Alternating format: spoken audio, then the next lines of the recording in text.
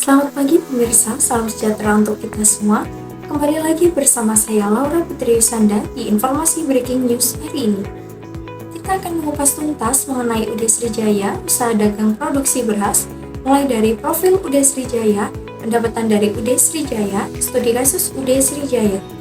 UD Srijaya pada awalnya berdiri pada tahun 1990 di Dusun Susukatlor, Desa Geladak, Kecamatan Ropi Jampi, tepatnya di Kabupaten Banyuwangi, Provinsi Jawa Timur. Pada tahun 1990, banyak petani yang panen tidak ada penggilingan dan jemur. Maka dari itu, untuk mempermudah petani saat panenan, UD Srijaya menyediakan jasa. Pendapatan dari hasil jemur 1 karung 20.000, penggilingan 1 kuintal dengan pendapatan 1 juta, penghasilan bersih 3.400.000 sebulan.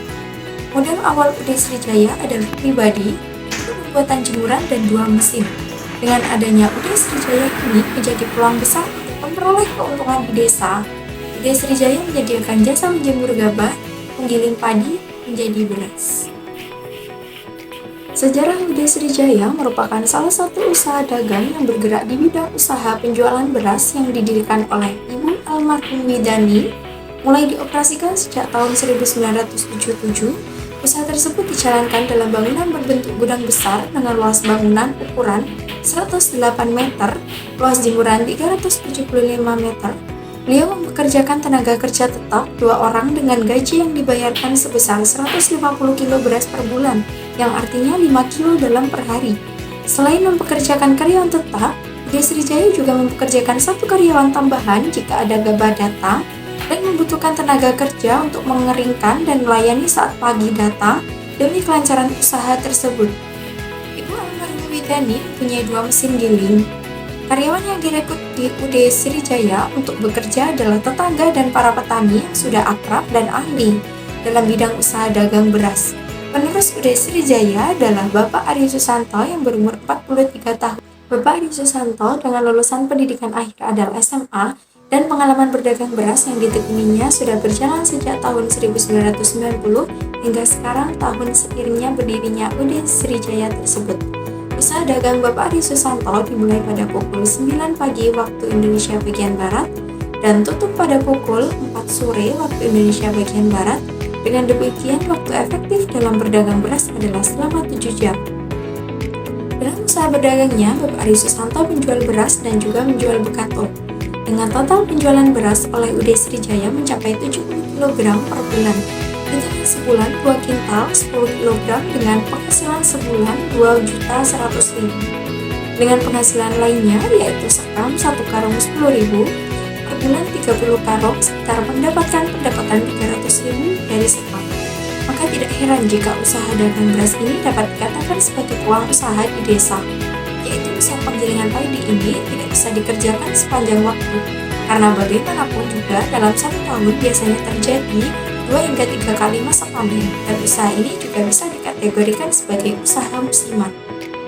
Kurangnya pendapatan terjadi pada waktu di mana sedikit padi yang akan digiling, akan tetapi masa itu terjadi jika tidak akan mengurangi pendapatan. Karena UD Srijaya ini selain melakukan penggilingan padi juga berdagang beras, dan jika stok padi yang semakin menipis biasanya membeli padi dari para petani saat panen tiba. UD Srijaya selalu memperhatikan serta mengecek stok beras setiap bulannya, karena jika menyimpan stok beras terlalu lama menurunkan kualitas beras yang akan dijual. Bidang jasa yang dikerjakan yaitu melayani penggilingan gabah milik petani untuk dijadikan beras. Sedangkan untuk bidang produksi, yaitu memproduksi beras yang sudah dikemas untuk dijual kepada konsumen. Selain jumlah penjualan dan jumlah produksi beras, ada permasalahan yang diperoleh pada UD Srijaya tersebut. Permasalahan yang diperoleh dari UD Srijaya adalah penggilingan padi berskala kecil tidak memiliki merek dagang atau nomor registrasi. Pada umumnya, masyarakat tidak mau membeli beras yang tidak bermerek. Semakin turun tingkat produksi beras, maka semakin mengurangi karyawan pada UD Srijaya tersebut. Karena dalam segi manajemen, perencanaan, pengarahan dan penggerakan yang kurang, masyarakat lebih dominan membeli dengan harga murah, maka terjadi penyesuaian pada harga UD Srijaya dalam membeli gabah dengan harga mahal, sedangkan masyarakat membeli dengan harga yang murah. Sehingga menyebabkan konsumen enggan membeli dan lebih memilih produk yang bermerek, maka terjadi penurunan tingkat produksi beras yang mengakibatkan pengurangan karyawan dan manajemen yang kurang efektif. Masyarakat cenderung membeli beras dengan harga murah, maka dari itu mempengaruhi harga gabah yang dibeli UD Sriwijaya untuk stok produksi, sehingga mempengaruhi penurunan keuntungan atau laba pada UD Sriwijaya. Maka perlu ditingkatkan citra merek dan kualitas produk untuk menarik konsumen. Dari akar permasalahan pada UD Sriwijaya tersebut, tidak memiliki merek dagang dan nomor registrasi sehingga beras menjadi barang yang tidak bermerek dan mengalami penurunan pada nilai jual beras, produksi beras, keuntungan perusahaan, dan berkurangnya karyawan. Solusi yang dapat kita ambil adalah yang pertama, menganalisis pesaing pasar beras dan pelanggan dengan cara melihat dan mengamati di lingkungan sekitar produk beras yang paling laku atau sering laku. Dengan cara pendekatan terhadap masyarakat sekitar, lingkup perusahaan kita meyakinkan kepada masyarakat sekitar terlebih dahulu bahwa beras kita lebih sehat, lebih murah, tidak oplos, dan tidak menggunakan pengawet atau pemutih beras. Dengan cara itu, kita bisa meyakinkan bahwa beras UD Sriwijaya tersebut sama dengan beras yang mereka beli di toko atau swalayan, karena kita tidak menjual merek melainkan menjual kualitas. Lalu solusi yang kedua pada permasalahan harga, UD Sriwijaya harus menganalisis harga di pasaran terlebih dahulu. Beras dapat dijual mulai dari harga lebih murah daripada harga pasar yang tidak merugikan dengan cara testimoni untuk meningkatkan minat pembeli. Setelah semakin lama pembeli semakin bertambah dan percaya pada produksi beras UD Sriwijaya, kita bisa mulai menaikkan harga beras sedikit demi sedikit hingga mencapai batas normal harga di pasaran. Jika tingkat permintaan banyak, maka produksi akan meningkat. Solusi yang ketiga yang dapat kita ambil adalah solusi yang paling efektif adalah membuat merek dagang, yaitu nama merek, desain gambar atau logo, dan nomor registrasi yang menarik dan unik. Karena pemberian merek ini dapat meningkatkan harga beras yang dijual. UD Sriwijaya juga harus membangun branding produk mereka dengan menekankan kualitas produk. Pada solusi yang ketiga, perencanaan jangka panjang dengan mempertimbangkan pembuatan merek pada beras UD Sriwijaya dengan berbagai inovasi untuk jangka panjang seperti pembuatan kemasan, pembuatan logo atau merek dengan menentukan keunggulan dari produk beras UD Sriwijaya yang tidak dimiliki oleh pesaing. Contoh, harga yang murah namun kualitas tidak kalah bagus.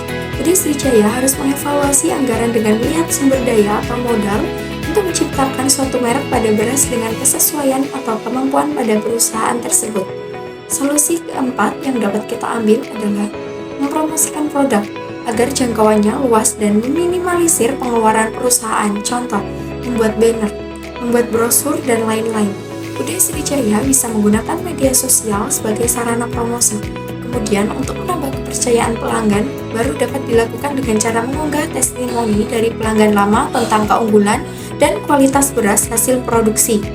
Apabila ada konsumen baru, UD Sriwijaya harus meningkatkan pelayanan dan memberikan kesan baik agar konsumen tersebut tidak ragu untuk menjadi konsumen yang tetap.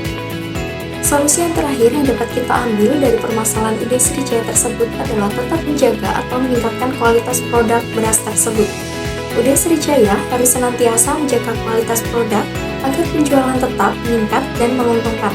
Jika sudah laba, maka tingkat produksi semakin meningkat. Ekonomi meningkat, kita bisa mendaftarkan beras tersebut di Dinas Tenaga Kerja atau disingkat dengan Disnaker untuk mendapatkan nomor registrasi dan pelabelan merek dagang atau disebut dengan logo. Setelah pengarahan dan penggerakan, proses perencanaan akan diatur.